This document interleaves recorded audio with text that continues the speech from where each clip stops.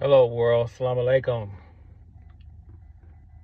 Yeah, you know what? Ever since this situation, man, that happened over there that transpired, man, like a month ago with the brother, man, I've been getting a lot of phone calls, man, and people trying to understand certain things, why they think things happen, and to be honest with you, bro,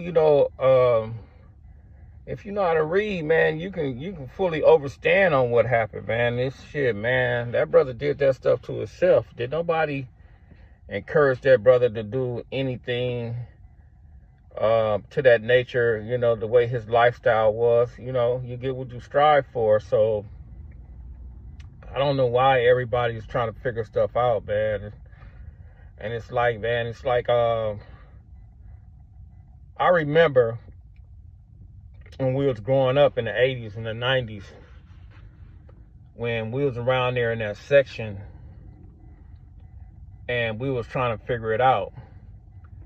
There's one particular brother, man, that was around there, and his name was Joe Rat, Big Ace Rat. Man, that dude, bro, that dude is the one that put everybody down over there, bro. And if it wasn't for him, our economic growth wouldn't have been nothing, bro. He's the first one I ever seen with $1 million, bro.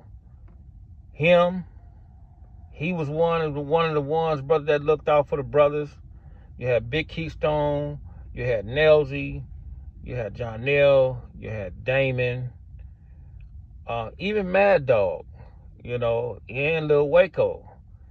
They was all, putting brothers down, and Rudy. And I don't know, man, it's like the term Rich Rollin. A lot of brothers don't understand where that term Rich Rollin came from. Rudy is the first one I ever seen. He had a badass El Camino, a blue one. His head, Rich Rollin on that joint. He was the first one I ever seen with that Rich Rollin on there. And it's like, man, like our history, it's like it's being, portrayed in the media that it was just like only certain individuals that put something down over there. Nah, bro. It's a lot of individuals, man, over there dealing with that history, man, that need to be, applauded and need to be recognized. And, Big Joe Rat, may Allah be pleased with that brother's soul, man. He demised, a few years back, man. But that brother right there, bro, he looked out for all of us, man. I'm going to tell you how so cold this dude was, bro. This dude had spots everywhere. I mean, everywhere. This dude had so many spots, bro, he didn't even know how much stuff he had at sometimes. He'll come around that neighborhood, man. He'll saturate that neighborhood with that stuff, bro. And he'll pull up on us on 10th Avenue, man. And he be like, dudes be handing him money. And he don't even remember, man, that he even gave them dudes a sack, bro. And then he'll just click in his head and he's like, do you owe me? You owe me? You owe me? You owe me? But one thing for sure and two things for certain, man, that brother looked out for us, bro. And we made sure we came correct with him. And that is something that's never talked about, man. I see a lot of stuff that don't be talked about, bro. And it's like, dudes be on the internet talking about certain individuals is bigger than the program. Certain individuals did this and he's the glue to this. Nah, bro. You know who the glue to that neighborhood was, bro? To me, was Mumpy, Slim, Big Slep Rock, Big Feet,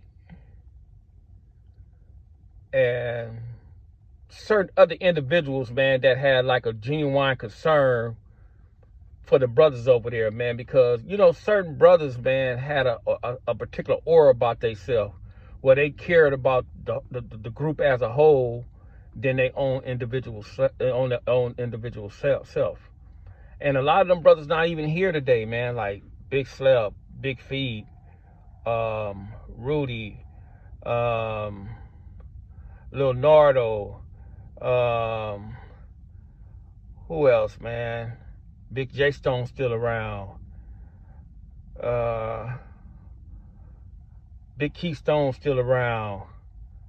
Nelsy not around anymore, bro. Nelsy was another individual, man, that was a straight homeboy, to the point, man, that when you needed something, bro, he'll put something in your hands, man, so you can get on your feet. It was that particular type of love over there, man. And you had another brother, man, that was over there, was a genuine brother, was Big Banker T. Banker T, man, was something else, brother.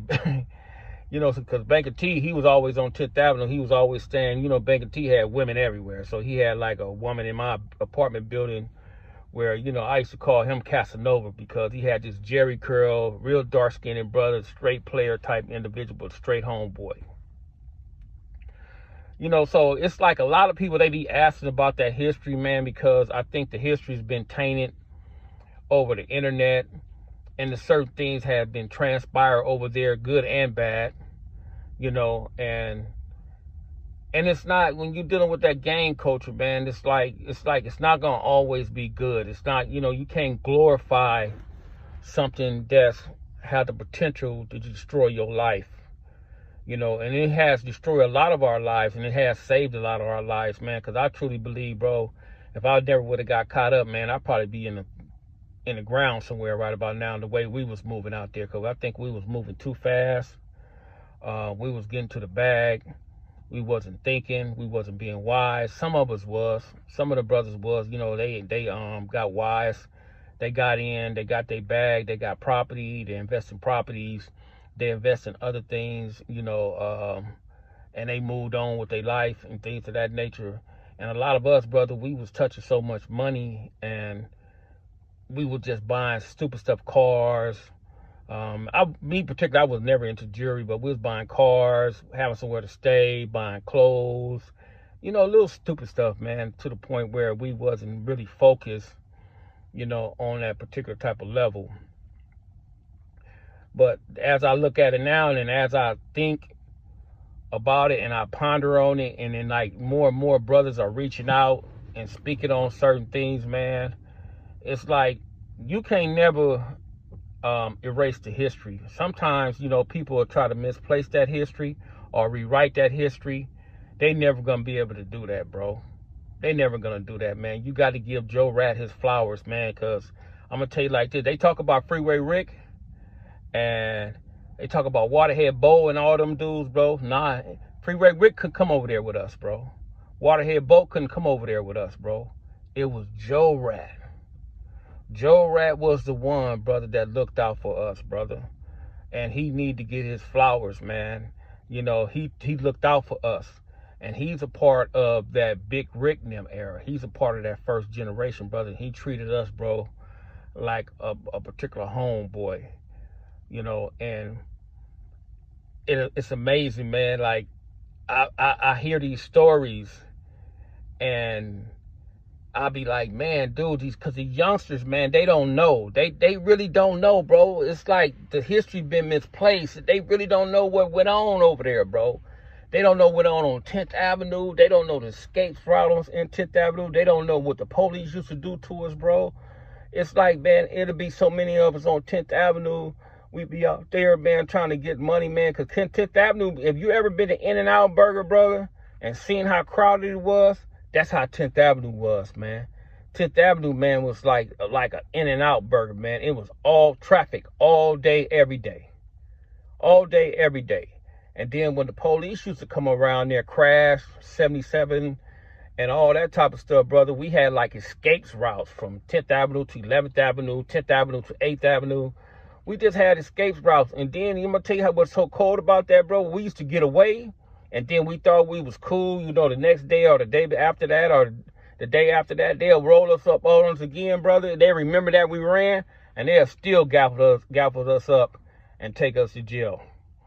And you got to understand, too, it was a different time and a different era back there, man, where they was like, they didn't have no,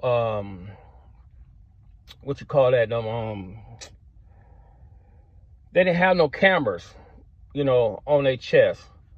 They didn't have all that type of stuff, man, where they could record, what's going on back then, bro. I'm going to tell you how cold them dudes was, brother, with us, bro. They was so vicious. I mean, vicious. They'll take us to jail. You know what I'm saying? They'll put us up in there, and they don't even have a case on us, bro. They'll leave us up in there for a couple of days.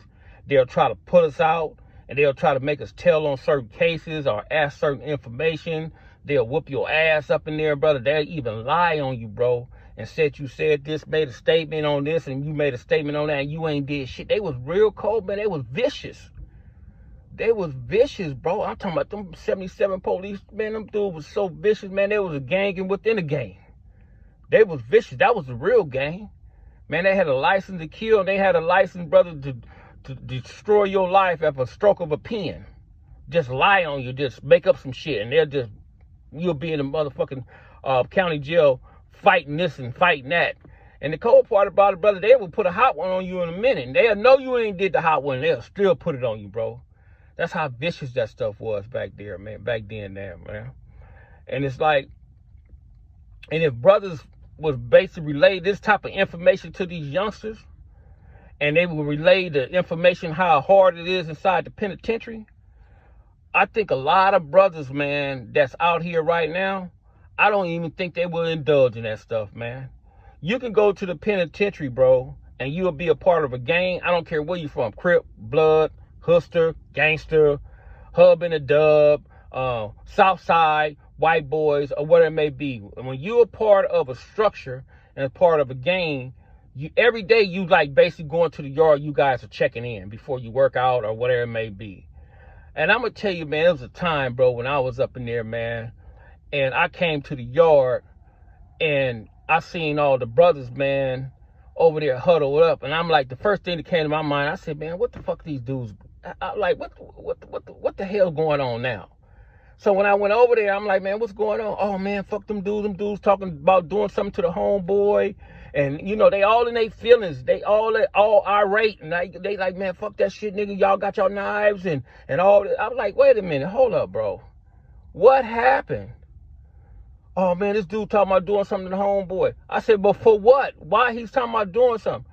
Oh, man, he got a cap of weed from him, man. He didn't pay. I was like, what? I was like, you got a cap of weed from the man, and the man want his money. Am I correct? Yeah, he want his money. I was like, man, pay the man. Oh, man, fuck that shit, man. See, that's the problem. That's the problem that I had, man. Because it was so many individuals up in that penitentiary, bro, so miserable that they will wreck your whole car because they was miserable. Because you had brothers going home and you had brothers with life. And it was 9 times out of 10, it wasn't even the lifers that was real miserable. It was the ones that was going home. These dudes were getting so much drama and so much trouble up in there, they would jeopardize your freedom over some bullshit because the rules up in there, you had to stay down with your homeboys. You know what I'm saying? But in that particular situation, what I did was, it was only $10. And I was like, man, I'll pay it. So when we paid it, we got on the dude. We didn't beat him up or nothing like that, man, because he was one of the homies. But we didn't beat him up, but it was like to the point where he got checked. But this is an example, like I always say, man, it's education purpose only. This is what I say, man, you guys got to pay attention to this stuff because people, even out here on the streets, they'll put you in a situation. You'll go out here, you'll be out here and you'll be kicking in the hood or you'll be kicking on the streets and these dudes will go do some stupid shit and they'll come back to the neighborhood and they won't even tell you what the hell they did. But it's dudes coming back to the neighborhood looking for these dudes, and when they can't find that dude that did the stupid shit, they'll find you and they're gonna get at you. You see how that go? So, man, it's like, man, it's tricky, man. It's like them days, them old days, the reminiscing and in the older days where it was all love, that's gone, bro. That's out of here. But it was a particular time where it was some stuff going on, bro, over there in that particular section. And I'm sure in everybody's section, not just not over there in the Crenshaw district, but over there in everybody else section, you have these different type of traits and these different type of experience. So I'm sure these particular type of things happen everywhere. So, and what I try to do, man, I be trying to get brothers not to live in the olden days, man. Like, man, you never gonna get it back like that no more, bro. That's over with, bro. And if you still 50 years old and you still out there, brother, you try to regulate some stuff in the neighborhood somewhere, bro, them youngsters need to beat your ass. Because you is not setting an example for them youngsters, man. If you 40 years old doing that shit, them youngsters need to get on top of you, man. Because I'm going to tell you like this, man. If you guys don't have nothing productive to pave the way for the youngsters, y'all need to get out the way. You know, these youngsters nowadays, man, they call them YNs. They into, like, technology. They into being rappers. They into being podcasters. They into all these different type of things. And you guys don't have the resource to pave the way for them. You guys are in the way, man. You guys are in the way. Because 9 times out of 10, you guys is coming over there, hanging out, smoking weed, you know, shooting the shit, don't have a fucking job. You guys is not doing nothing. You know, you guys just coming over there and talking about, you know, back in the olden days, we used to do this, we used to do that, man. You're not setting an example of the olden days. And you know what really kills me? Is this.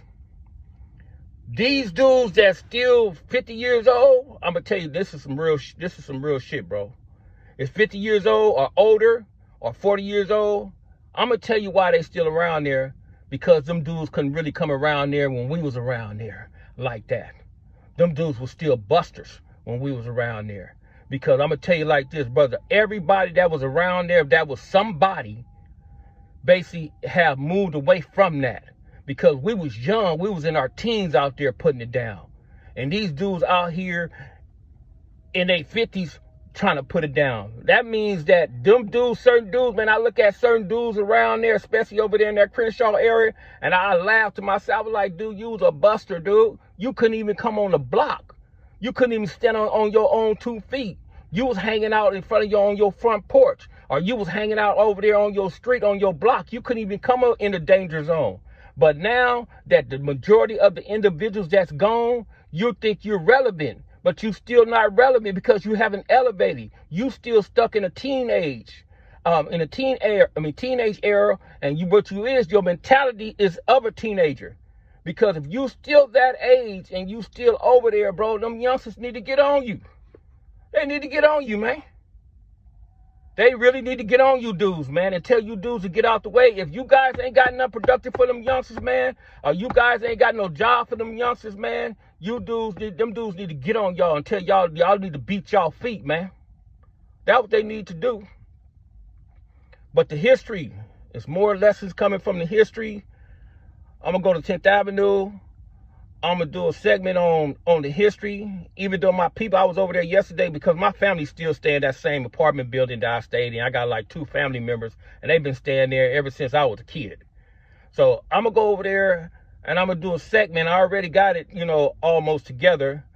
And I take 600 over there, too, man. When he be doing stuff on 10th Avenue, y'all know I'm the one that goes over there, and I teach him about that history dealing with 10th Avenue. You know, I'm the one to get him in them buildings, brother, because my family's still over there. But it's like this, bro.